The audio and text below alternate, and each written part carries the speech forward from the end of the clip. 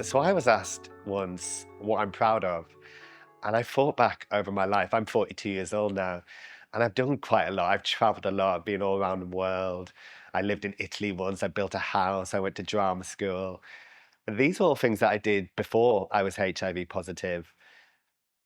So I've been living with HIV now for 8 years. And at the time, it was something that I knew about. I knew other people that were living with HIV. But by that point, it was no longer a death sentence. And I think, if anything, I was no longer scared, or it didn't put me off or worry me enough to take precautions or to look after myself. And I was in quite a dark place. I'd kind of lost my way. And as a single gay man in London, I wanted to meet other people. And part of the way that I found to try and connect to people was by going to chemsex parties. And it was there that I kind of, as I say, lost my way and ended up getting involved with people that I shouldn't have and doing drugs and not taking care of myself and not taking responsibility. And I think part of it was down to the fact that I just didn't have enough self-worth to look after myself or to take precautions. I knew about condoms. I knew about PrEP. I knew about PEP. At that time, it wasn't available for free on the NHS, but you could still purchase it.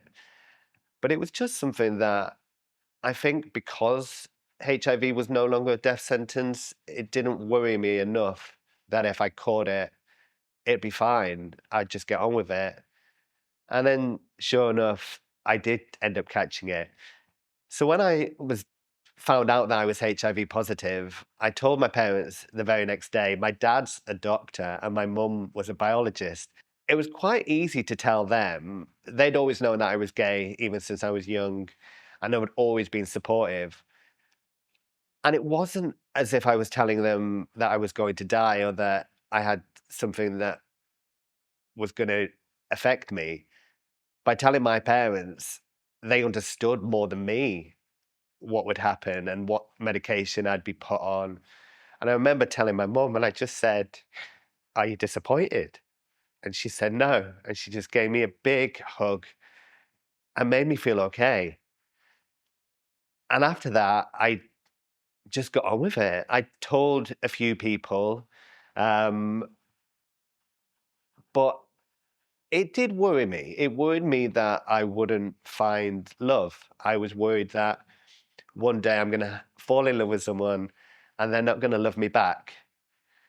So I made a choice back then to tell people, anybody, even if I was just on a first date, I would tell people. And I was lucky in my first relationship after contracting HIV. I told somebody on my first date, and they were really supportive and really accepting.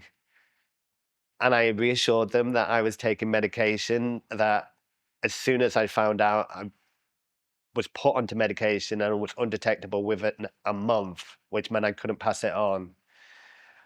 But within that, it came that trust that this person had to trust that I was going to take that medication, not just for me, but to protect them as well.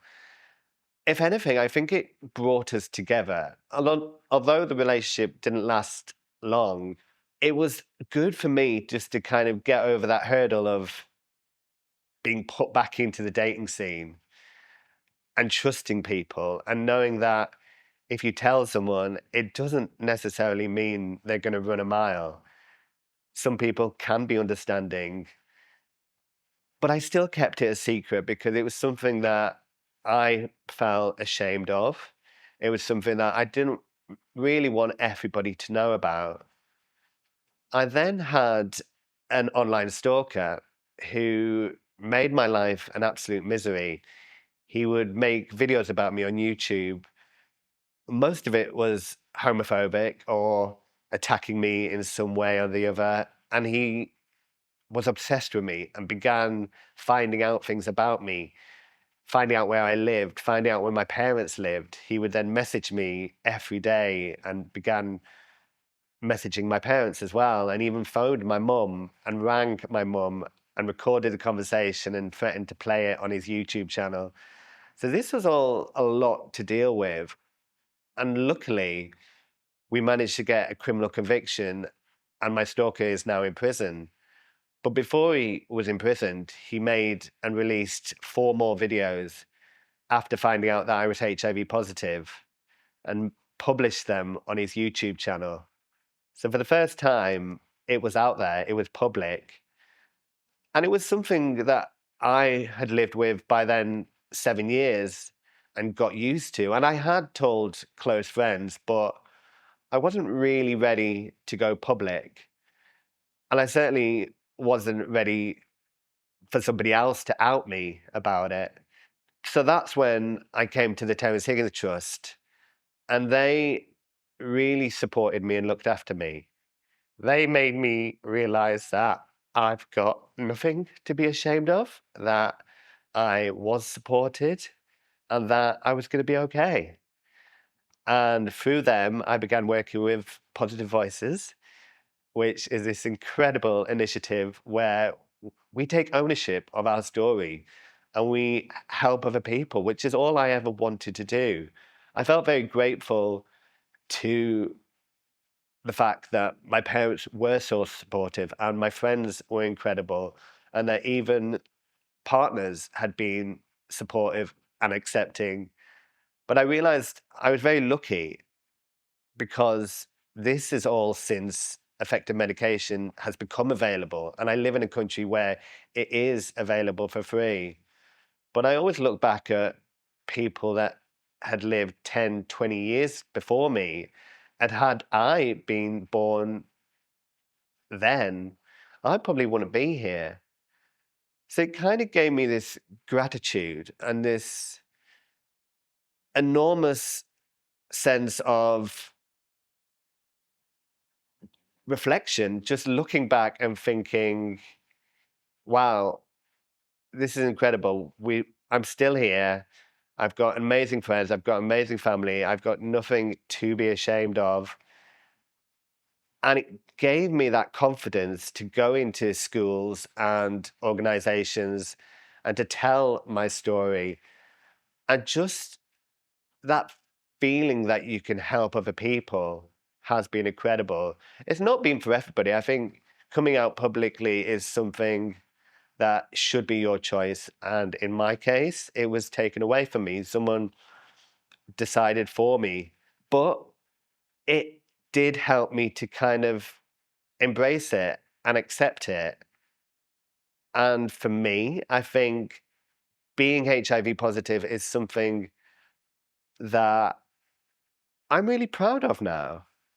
And I think it's, in an odd way, something that I'm grateful for. I think when I caught HIV, I was in a dark place, but this helped pull me out of that.